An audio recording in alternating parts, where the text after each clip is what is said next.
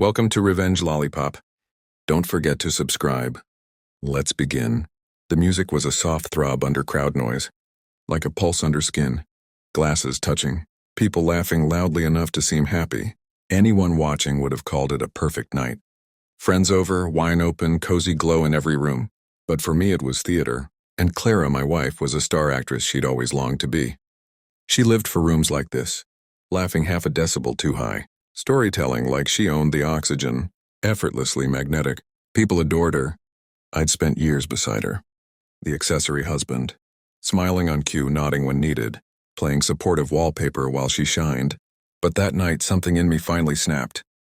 The tiny red flags had been stacking for months. A new password on her phone, work calls at hours that didn't match her actual job, her touch becoming polite like she was touching a coworker, not her husband. I kept telling myself I was paranoid, but the affection between us had turned into choreography, not connection. So when she leaned in near the liquor cart, one hand curled around her wine glass, face lit like a polished diamond, and tried to kiss me in front of her audience, I sly turned my head. It was small, barely a movement, but everything in the room froze. Her smile cracked. Her eyes flickered, surprise then panic, as if I just broken script mid-performance. "Not tonight," I said quietly. Calm tone, heavy meaning. She laughed, forced, pretending it was just a silly moment. But I saw the truth in her eyes.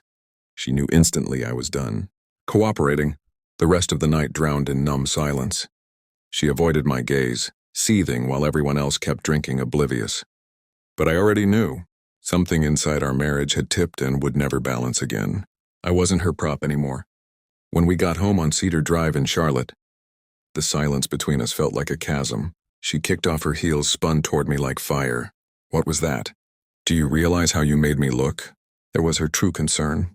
Not us, just optics. I leaned against the doorway, strangely calm.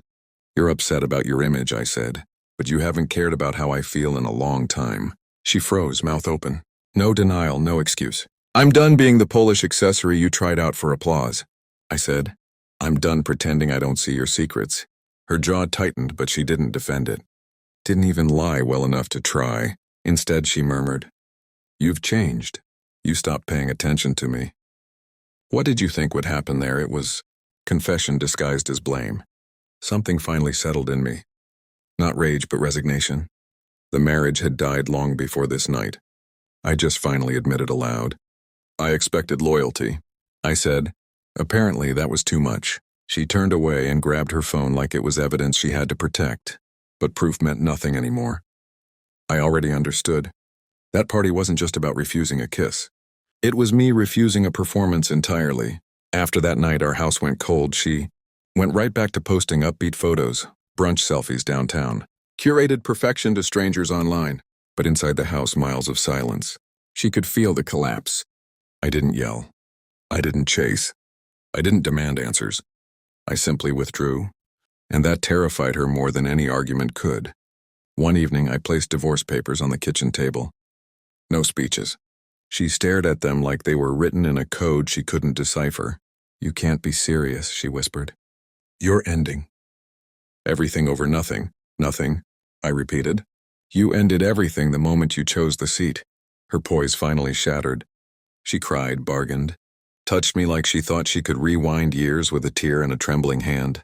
But I'd already seen who she really was. The woman I married had faded long ago. All that remained was someone who needed the spotlight more than love. The divorce was fast. People who once envied her charm began whispering the truth. Her late night adventures, the secret messages, the illusion she worshipped finally cracked. She lost the only person who stood beside her when the applause ended. And she knew it. The best revenge wasn't breaking things. It was leaving quietly. I moved into a small place on Riverwalk Lane in Minneapolis. Plain mine. I slept without tension in my chest for the first time in years. I rebuilt slowly. Friendship, self-respect, actual peace. Every sunrise felt like light through a window that had been covered for too long. Meanwhile, her world shrank. The men she chased vanished once the excitement dulled. The parties dwindled. The praise evaporated. Image couldn't save her anymore. And the moment she leaned toward me at that party, reaching for a stage kiss, she still thought she'd keep pretending. Instead, she got honesty. "Not tonight. Thank you for watching." Subscribe.